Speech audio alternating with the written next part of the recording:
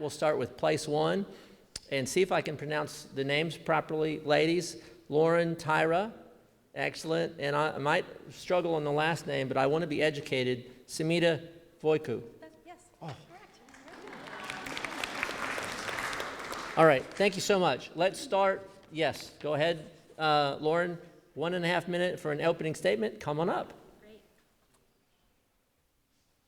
Good evening. In keeping with the theme of the night, I would just like to thank my handsome and supportive husband over here in the gray suit for joining me today. Hi, thank you everyone for having this forum and for spending your Monday evening here listening to us. I'm Lauren Tyra, and I'm running for Plano ISD Board of Trustees Place 1 because I want every Plano student to have the best opportunities that we can give them, and because I want to give back. You see, my husband and I both went K through 12 in Plano public schools. We actually met at Plano East in JROTC, and after college, a PhD at UT Southwestern, and my husband's military career, we moved our family back to Plano to put our faith in Plano public schools for our 2 children. I have a track record of giving back. In high school, I taught Sunday school to kindergartners at Custer Road United Methodist Church.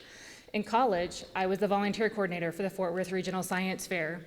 In grad school, I advocated for women's issues on campus. I had a science fair outreach. And now I'm a Boy Scout Den mom, a member of DAFRON's School-Based Improvement Committee, and a very active mentor for STEM graduates in the UT system. As a STEM professional working in finance, I have a broad understanding of the issues facing Plano ISD, from STEM education to talent management to budgeting. I want to see every Plano ISD child be successful. I look forward to your questions, and I thank you all for being here today.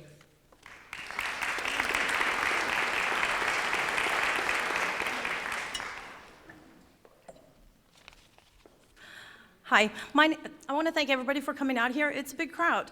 My name is Semida Voicu, and I'm running for PISD Board Place 1. 22 years ago, we moved to Plano to start a family. I have 5 children. 2 of them are in college. 1 is studying finance at SMU, and we found out that my daughter is going to be a flight nurse at Baylor School of Nursing, so we're really excited about that. I have 3 current students here in PISD. 1 is going to Clark, Haggard, and Plano Senior. I do have a senior graduating, so next year it'll be a different story.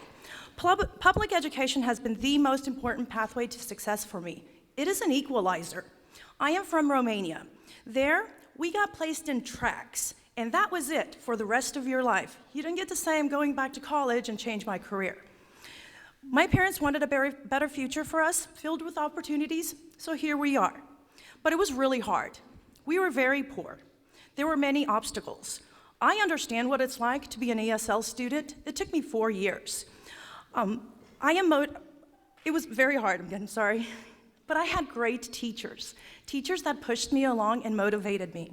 I graduated with honors from high school, got a German scholarship for college, got an MBA. I now get to live in Plano. I raise my family here, run a small business, because education provided opportunities, and I want to provide those opportunities for our students. Thank you.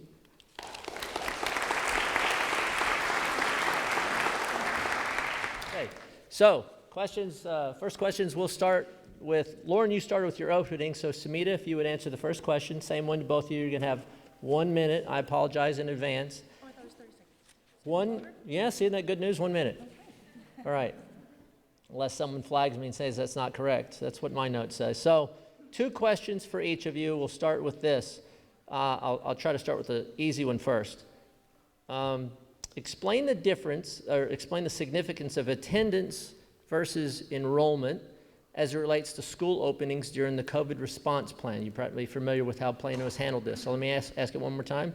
Explain the significance of attendance versus enrollment as it relates to school openings during the COVID response plan. You go ahead and then you'll follow. And we'd love you to speak from the mic so they can hear you. Yeah, if you would, because we're recording it. I'm sorry, okay. The importance of attendance versus enrollment. As everybody's aware, when the pandemic hit, we ended up going virtual. It was spring break. They extended it a week, and they said, okay, now it's going to be virtual. And the school did a really good job in pivoting. We got our computers really quick, and so our kids could go back after the second spring break and continue their classes. At that time, because it was so difficult, the school where the TA actually gave a hold harmless, where they said that we're not going to let, oh, sorry, 30 seconds already. That attendance will be, it's not going to be required for funding. And they were going to base that on the enrollment numbers. How many kids were enrolled at the beginning of the year is how the school got paid. So that's how the school was able to keep up with their money during the pandemic. Thank you. Lauren? I lost my name tag there.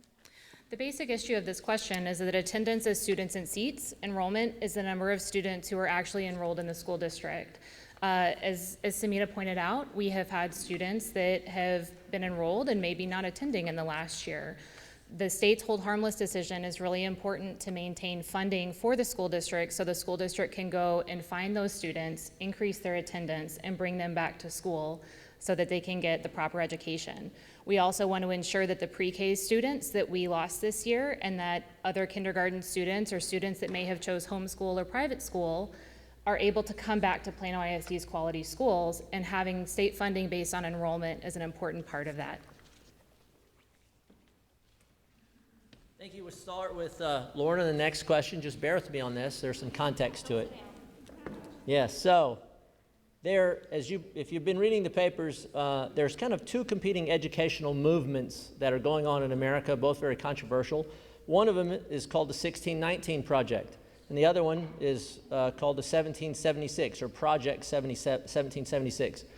And very briefly, one essentially suggests that America's founding is based on or had a history of slavery. The other one talks about America's founding based on freedom of religion and individual liberty. They're competing, and there's a lot of both parties that have talked about this. So what we want to have from you is which of these more accurately reflects American history, and would you advocate teaching either one as part of PISD curriculum?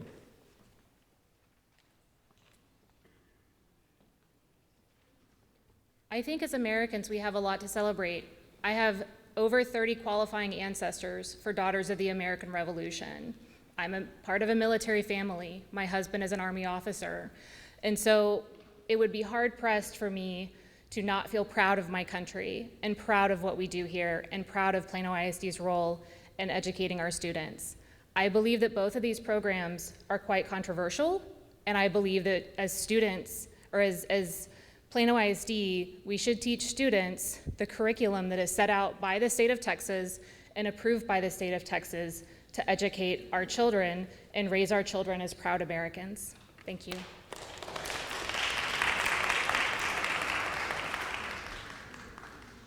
Hi.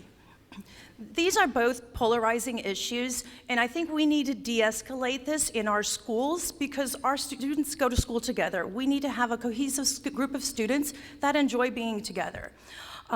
As you heard, I actually came to America. My parents brought me here, so we are very proud that we get a choice to live here.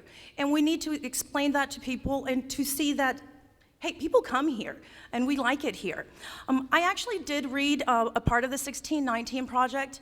I'm a big reader and a big history fan. My major concern is I don't believe we should rewrite history. There's no reason for it. History books, we have history books that are aligned with TEKS. We can just continue using those. Thank you.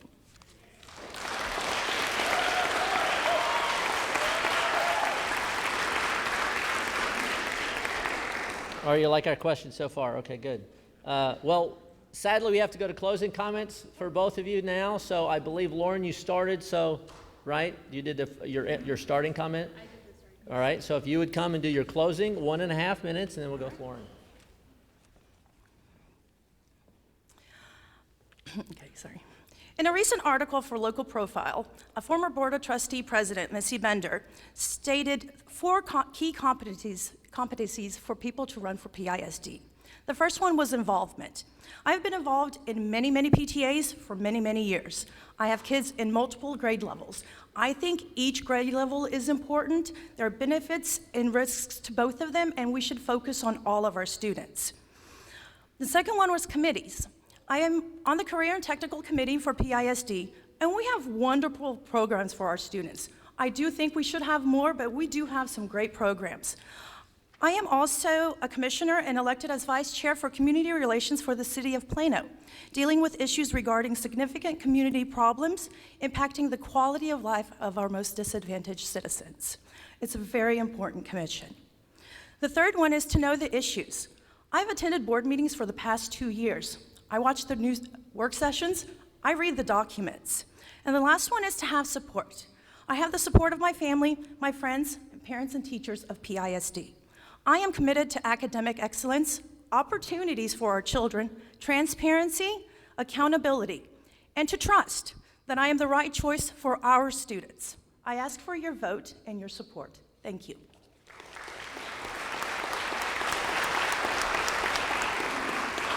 They're excused, and give these ladies a hand. No, see? That, you gotta watch me. You gotta watch me. Lauren, thank you so much. Sorry. My parents moved to Plano in the early 80s when there were about 80,000 people living here. Now there are almost 300,000. I have seen Plano grow, and I have seen Plano change. I wasn't planning on running for school board this year until I found out that the current board president, Tammy Richards, who is the only STEM professional on the Plano ISD Board of Trustees, was retiring. I, as a scientist working in finance, have decided that I would like to run so that we can keep STEM talent on the board. There is a significant shift in our economy towards STEM jobs. There's a significant shift in STEM skills needed in non-STEM jobs. And more importantly for our graduates, these jobs tend to be the highest paying in our economy. I would like to help all of our students achieve the education and the skills that they need in order to get high-paying jobs while keeping Plano schools excellent, just as I found them growing up here. Thank you.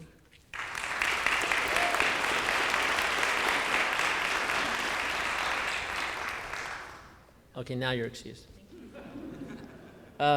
And make sure, I believe they're going to stick around. They'd love to talk to you after the forum is finished.